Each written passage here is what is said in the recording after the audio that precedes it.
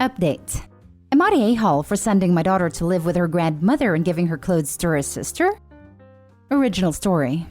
Okay, so title is a doozy, but let me explain.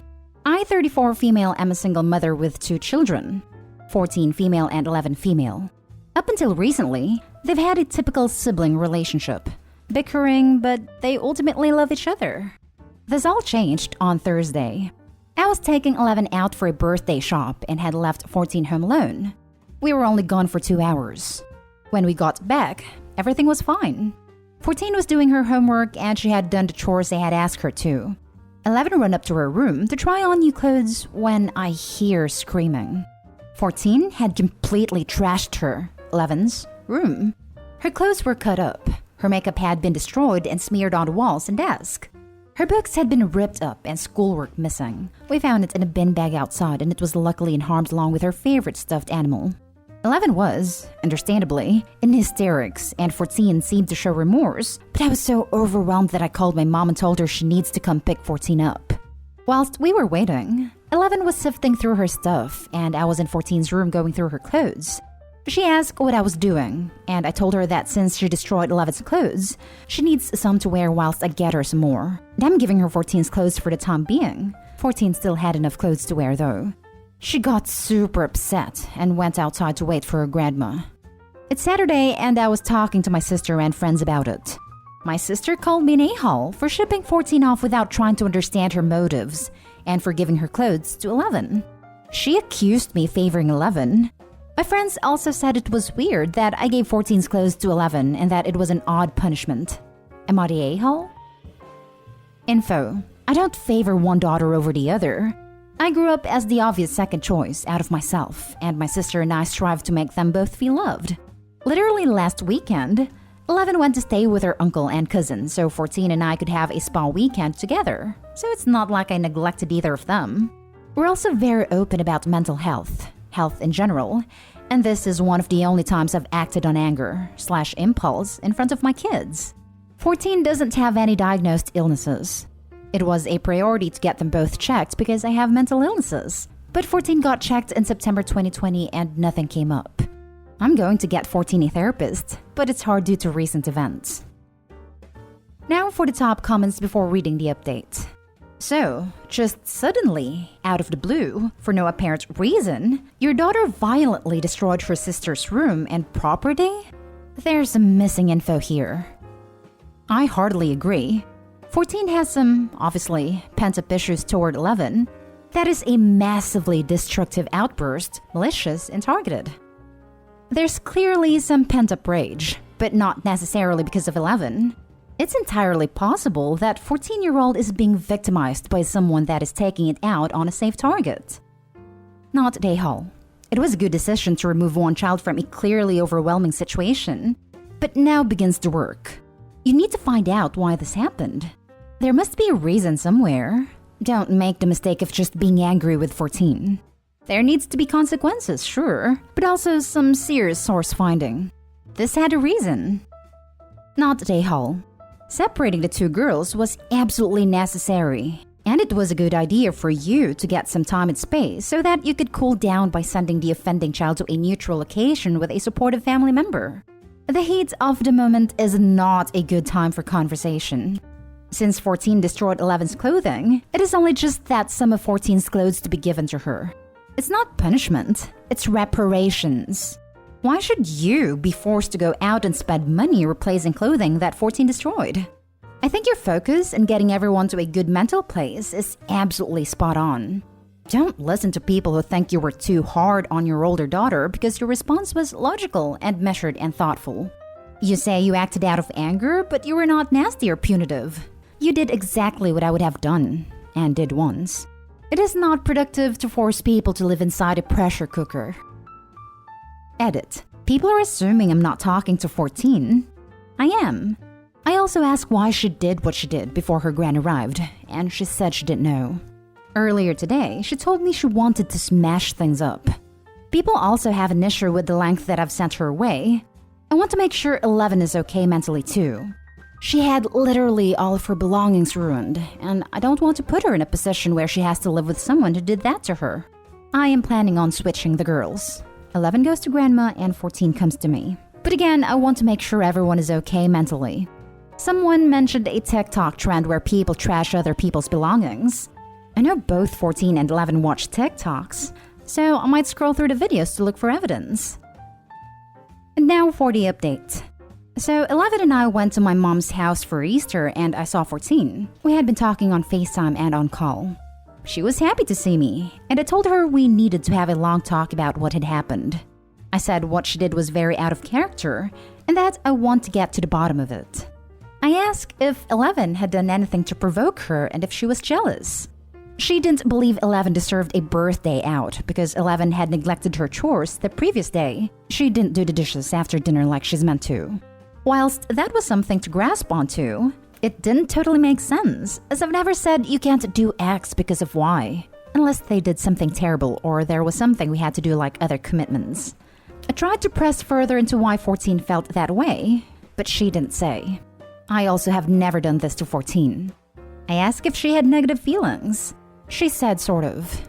She says she gets super angry at random, and often inconsequential, things like YouTube taking longer to load, or if we don't have a snack she wants to eat. For example, but sometimes there is no reason, and she just gets angry, which is what happened on Thursday. She said she started with 11's lamp, then a glass on her counter, and the more stuff she smashed/destroyed, the better she felt. She explained the ordeal as her blacking out, because she didn't realize how far she'd gone until she had destroyed everything. She said she felt terrible though. She didn't tell me why she wrecked 11's room specifically, but I inferred it has to do with her feelings that 11 didn't deserve a birthday day out, so it was a punishment of sorts fueled by this irrational anger. I understand that 14's explanation may seem all over the place, but I was, and am, just happy to have something out of her and hopefully she'll be able to work through it with professionals. I also apologized for kicking her out and letting my emotions get the better of me. She accepted. On Monday, 14 had her first meeting with a psychiatrist, Jane. She hasn't been able to diagnose 14 with anything yet, but from talking to 14 and Jane afterwards, it's likely 14 has narcissism disorder and perhaps intermittent explosive disorder, but these aren't concrete. I'm doing research on both these things to help 14 the best I can. I do want to address some things that were brought up a lot in the original post. The whole point of separating the girls was to help 11 come to terms with 98% of her stuff being obliterated off the face of the earth, to rebuild her room and safe space, to help her decide which broken objects she wants to keep, etc. It was a snap judgment fueled by emotion, definitely, but I still had to make a decision.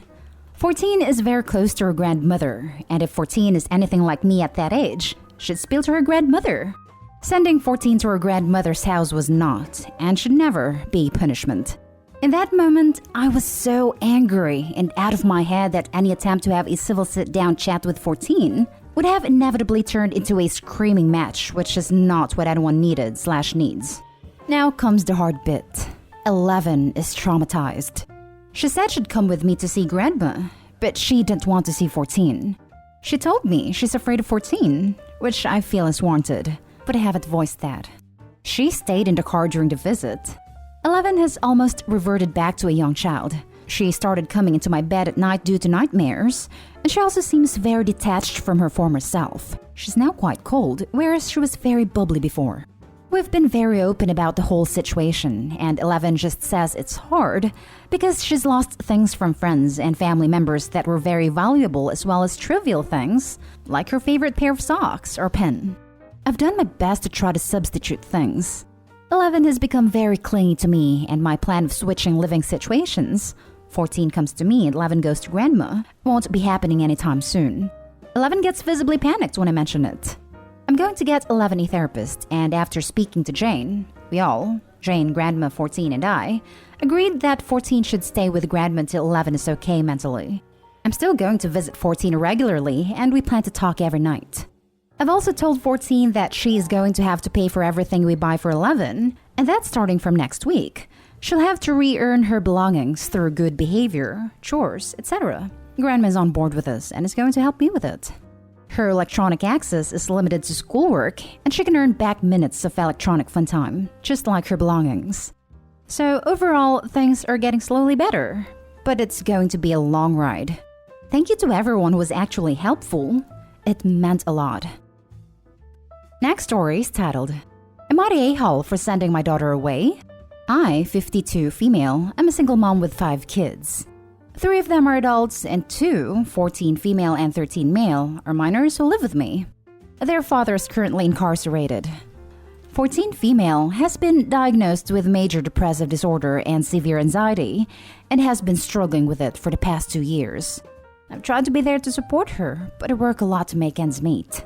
There has been some issues in my past that may have contributed to her condition, alcoholism, but I'm working on getting it under control. The problem is that I feel like she isn't making any progress. She has meds that apparently aren't working anymore, and she's been hospitalized twice. I feel like she isn't implementing any of the skills and coping mechanisms she's learned. She says that she's trying, but it's harder than I think it is. I've been through my own issues before, and I do realize that is not easy, but I feel like it's been long enough. So I made the decision to send her to her aunt's house for a few weeks. I think she'll be able to have a more rigid schedule and support system over there. I told her about it last night, and she freaked out. Told me that I didn't love her and that I was just sick of dealing with her and her issues. And when I stuck my ground, she told me that she didn't feel safe at her aunt's house and should go anywhere but there, which I think are just excuses. So, am I the a-hole? Edit. Some additional information. 1. She had a therapist for months, but she was the one who wanted to stop, about a month ago. Because apparently, her therapist was saying a lot of things that made her feel bad about herself. I'm actively looking for a new one within our budget. 2. I love my daughter very much, despite what you think. 3. My adult children do not speak to me. They keep in touch with their younger siblings, but I don't even know where they live. 4. I probably should have included it in the post. But another reason for sending her away is for my son's sake. He hates seeing his sister like that, and it makes him extremely upset that she won't interact with him anymore as they grew up very close. Also, they have a drastically different relationship with their father, and it's something that causes fights between them. He regularly speaks to and visited, because of COVID, him, and she has been no contact for about 2 years now. Now for the top comments. The biggest you're the a-hole I can possibly give. Let's count out why. 1. You're quick to dismiss that your alcoholism has seriously contributed to her illness and give yourself plenty of leeway in getting it under control, which you don't give her, despite the fact that she's 14. Being 14 is hard enough. 2. If she's not making any progress, why would sending her somewhere she really hates be any better? It's obvious you're just trying to get rid of her, so it's less headache for you. And she's definitely aware of that. 3. The fact that she's saying anywhere but there about her aunt's house is so upsetting. How do you know nothing bad has happened to her there? Have you even bothered asking why she doesn't feel safe there? At 14, sounds like this poor kid has been through more than some adults. The fact that she's been hospitalized multiple times is terrifying. Take actual care for her and ask her what she needs. 4. And don't forget Dad is in prison. This brings to mind 2 possibilities. He may be the better emotionally supportive parent and is now unavailable. 5. Dad may also have been an addict, /alcoholic/violent, adding to the chaotic childhood caused by mom's alcoholism. I know not all prisoners are addicts or abusers, but this seems a strong possibility. 6. I wonder if one of the 3 adult children were parentified, so she's lost her real mom. You're the a-hole. She didn't feel safe at her aunt's house and should go anywhere but there. If she doesn't feel safe at her aunt's place, then don't send her to her aunt's place. If you dismiss this as just an excuse, I think I can see why she may have some diagnosis. You're the a-hole for so many reasons. I'm surprised no one has brought it up. You're an alcoholic that's still working on getting it under control as a 52-year-old adult. Why are you allowed 50 plus years to get your crap under control, but your child needs a timeline? Your child deserves better than you. Edit 2. Okay, I get it. I am the a-hole. I have thrown away the idea of sending my daughter to her aunt's. My eldest daughter drove 3 hours to pick 14 female up, and she tore into me when she got here. As much as some of you are reading between the lines and drawing conclusions that aren't true, A lot of you have really good points. I can't be a good parent when I'm not dealing with my own issues in a healthy way. I'm going to work harder to solve them. I will try to let my older daughter know about the possible abuse and see if she can get her to open up. Because obviously 14 female will not talk to me about it right now. Lastly, big screw you to the people leaving death threats in my PMs. It's never okay, even if you think I'm the most awful person in the world. Now for the last story. Am I the a-hole for telling my parents to punish my sister? I, 15 female, live with my parents and my siblings, 11 female and 8 male. My sister and I do not have a good relationship. I think she's spoiled, entitled, and whiny as hell. I think my parents let her act however the heck she wants to act, and they don't give a crap how it affects everyone else.